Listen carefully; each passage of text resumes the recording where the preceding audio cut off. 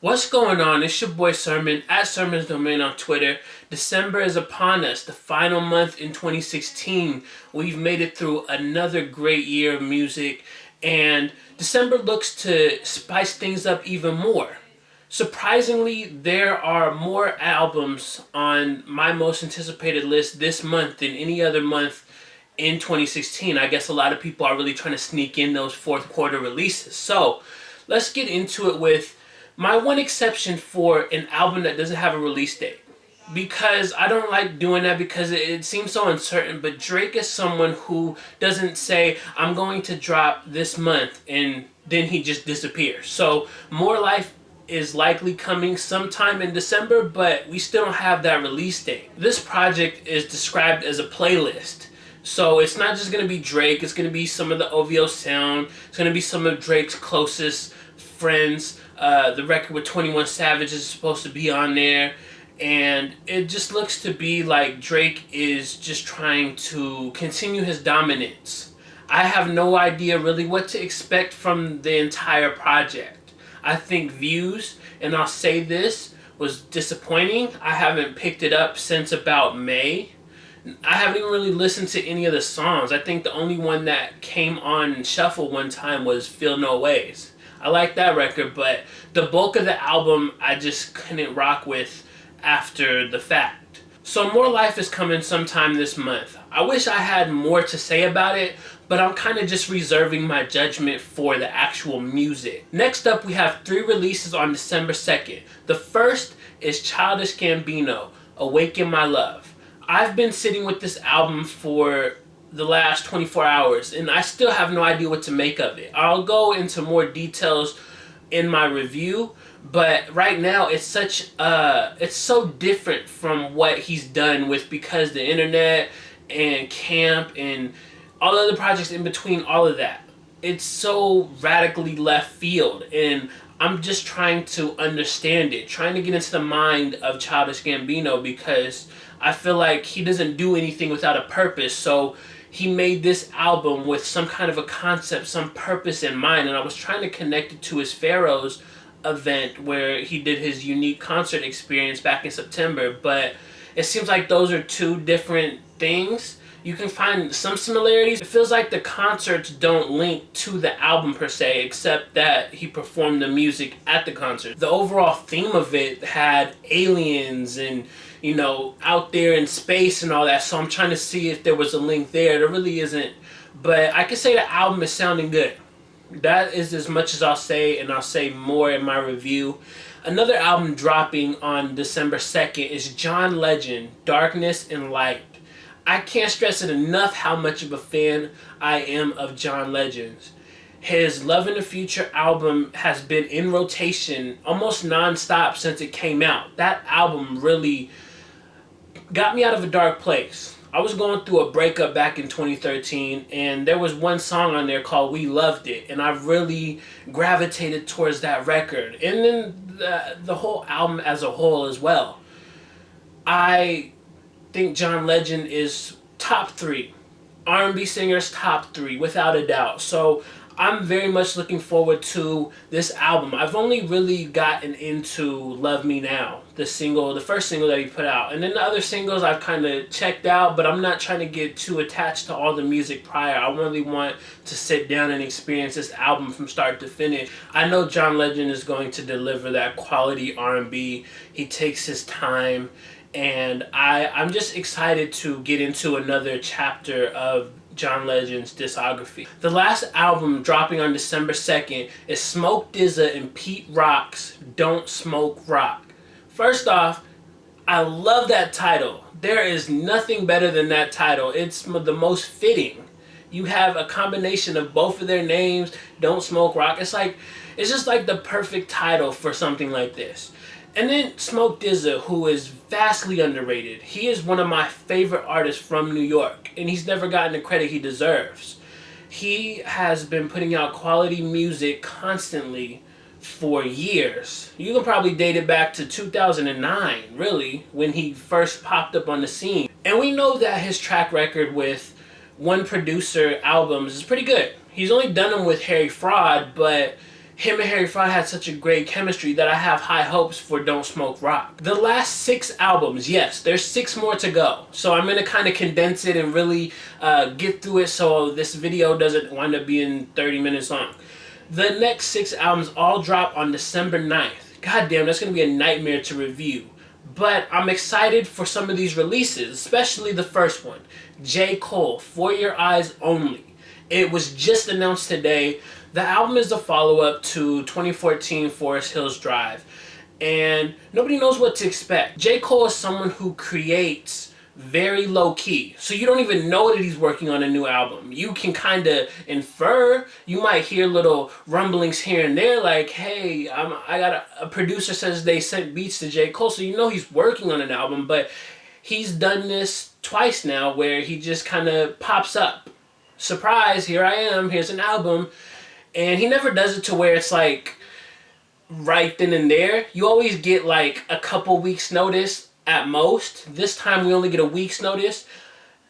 Aside from that, there's no other further information about the album. The track listing, which is labeled as the generic track 1, track 2, track 3.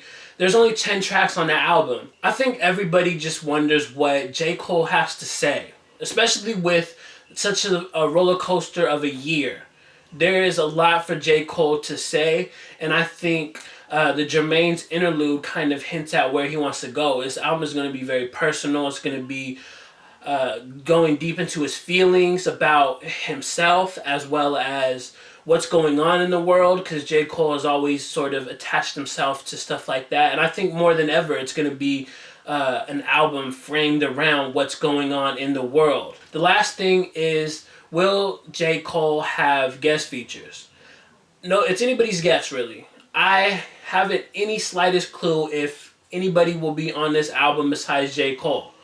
I would like there to be, because I feel like J. Cole collaborates with the right people. I wouldn't mind another Kendrick Lamar collaboration since that album is clearly never showing up. Regardless, I know that J. Cole is going to deliver a memorable album.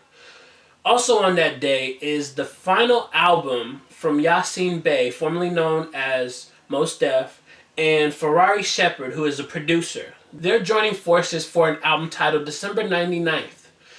This is supposed to be Mos Def's final album.